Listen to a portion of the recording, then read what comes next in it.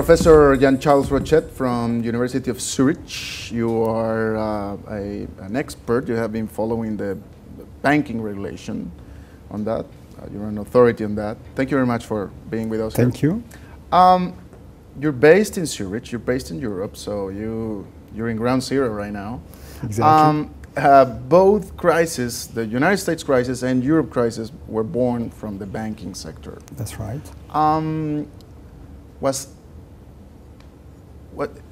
Those are the same characteristics? The United States crisis in 2008 and current crisis in Europe from the banking crisis. It's the same kind of crisis, same kind of characteristic from the banks? I do believe that what we're having in Europe is more severe because it also involves the lack of coordination between governments within the European Union. So it's something that the US don't have. But I would like to focus more on the international banking crisis that started in 2007, because I believe that the crisis that we're having in Europe at the moment has a strong political content. So I would like to concentrate more on the banking crisis that started in the US but propagated to Europe. And I do believe that a large element of this crisis was due to a wrong perception of the role of regulators in this. The origin Which is the same as lack of regulations? No, I wouldn't say that. I would say a wrong conception of, because it started at the end of the 1980s by the remark that there were very different treatment of banks in different countries, and in particular the US and English banks were concerned that in Japan, for example, banks were able to lend massively without having a lot of capital. And they imposed the international standards for capital ratios that would give a minimum capital ratio to banks and limit the capacity to lend so as to have an even playing field in different countries. And so that was a good thing. That was a good thing, but the irony was that the Basel Committee, who started to propose those regulations, was manipulated by the large banks because it didn't have the competence to understand the modern activities of banks, which are very complex. And so the Basel Committee was sort of forced to let the big banks explain how they should be regulated, which is a paradoxical situation because you would like the regulator to impose its views on banks. And as a result, the banks could completely empty the regulation from its content. And I think that we are running exactly on the same mistakes. That is, the Basel Committee has been heavily criticized for having forgotten completely about liquidity. The Basel Committee has focused on solvency, and the liquidity was completely absent. And now, with Basel III, the new set of regulations, they are trying to impose very complex regulations for liquidity. And the banks are explaining, you don't know what you're talking about. Liquidity is a very complex decision, and you are not going to find a regulation that is valid for all circumstances. So I believe the same scenario is going to happen, in the sense that the banks will be able to avoid to empty the regulation from its contents. So I believe we should go back to simplicity. I believe there's a simple, fundamental principle in banking regulation, which is if it's complex, don't do it. Because if it's complex, banks will manage to avoid it and to game it. Would that be the explanation of the reason why the Latin American banking system withstood the crisis so well? Because it's so basic? So To some extent, yes. And I find it very ironic that for so many years, the Americans, the North Americans, and the Europeans have been telling developing countries, this is how you should manage to avoid those stupid banking crises that you have now. And now it's the reverse. Now you see some countries like Brazil, for example, Argentina, explaining to the US or to Europe, oh, we have some experience on the management of banking crises, and we can tell you what you should do. So I really think that experience, the Latin American countries in particular, have drawn a lot of knowledge from the management of the different crises they have been exposed to. And I do believe that there is something to learn. I was particularly impressed yesterday after the speech of your Ministry of Finance to see how this country has been able to solve the debt problem, to invest on the young generations. And if you look at the situation in Europe at the moment, especially in Spain, in Italy, in France, that's a lesson. There is a lesson we can learn from that, but it's different from the topic of today. Now tell me something. According to what you just said on your first response, so you're saying that in 5 years, the banking systems, both in Europe and the United States, is going to look exactly the same as it looked 5 years ago. It will be probably a bit different, but the same type of problems will occur. That is, we will have a new form of risk taking place. And the supervisors will not avoid that. And is that because of lack of political will, lack of political power? I do believe that, and this is, I'm serious on that, I do believe that the growth of and the concentration of the financial sector in countries like the US, the UK, and to a lesser extent, continental Europe, is a concern for democracy. I really believe that the lobbying power of the big banks has gone too far.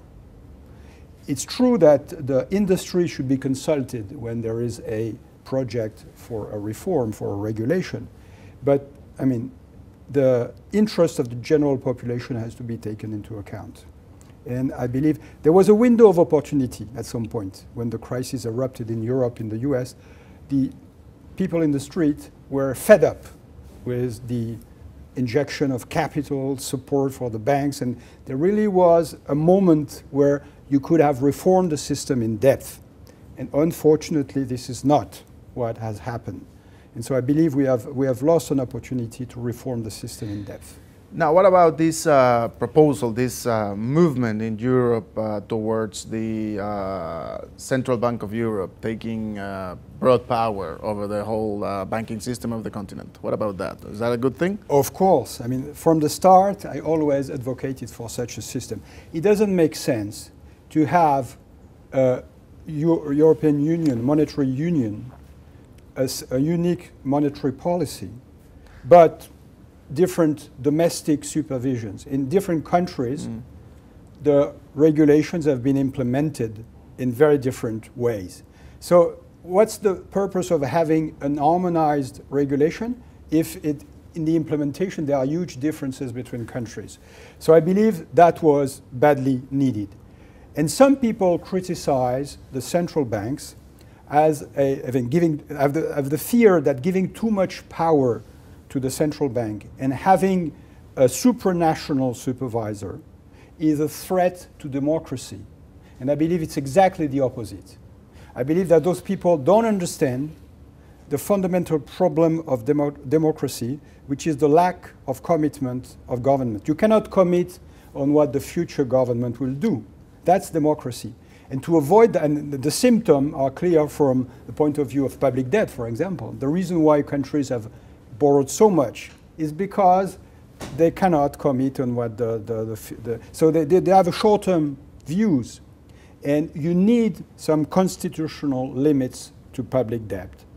And this, the equivalent in the domain of banking, would be to give strong power to an independent supervisor, which has to be European. And do you think that's going to fly? I'm quite optimistic on that particular aspect, even though there will be, but it all depends on the management of the debt crisis. If we manage to go out of this big mess, then I'm optimistic. And you see, there was a big chance for Europe of having a young generation of people being European and not, you know, French, German, English, etc. And this has been spoiled by the European politicians because they have put their interest, their domestic interests first. So I'm optimistic that if we manage to get out from the sovereign crisis, there may be sufficient pressure for the young generation to you know, look at the interest of Europe as a whole. You keep saying if. You don't think you will? I don't know. I'm really concerned. You're still concerned? Yeah. I mean, it's interesting because, I mean, we extensively talk about this, but we're here in America. We watch it on TV via satellite dish, and it's not very usual that we have people from Europe, especially you from Switzerland, so you also are in ground zero, but also not affected that much. So do you still think that can really implode? Yes, because look at the situation of Spain, for example, where 50% of the young generation is unemployed. How can you sustain that in the long run? So you're thinking in social things? Yes. I mean, social it's more unrest. social. Yeah, the financial problems are subsidiary. You can always find a solution to financial problems. But if the majority of the young generation feels completely rejected by the system, then we might have a big political crisis. And this is what I fear the most.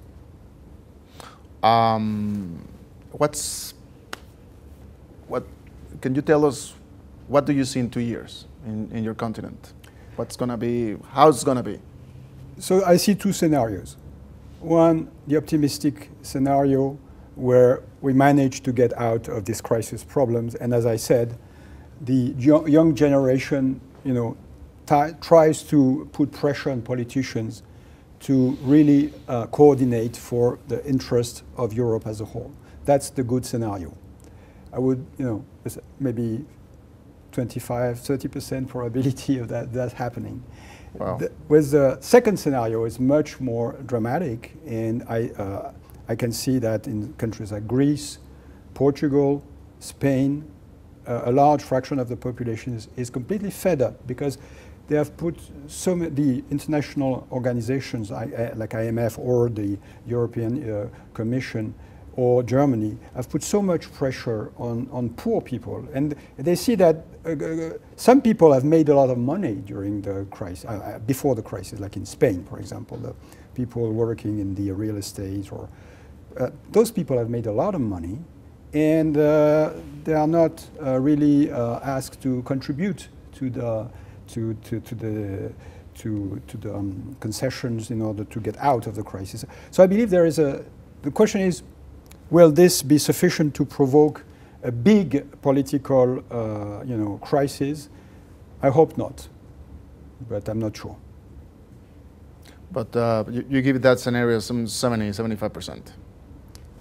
Well, maybe I'm exaggerating a little bit, but it's certainly something that may happen. Jean Charles Rochet from University of Zurich, thank you very much for your time. Thank you.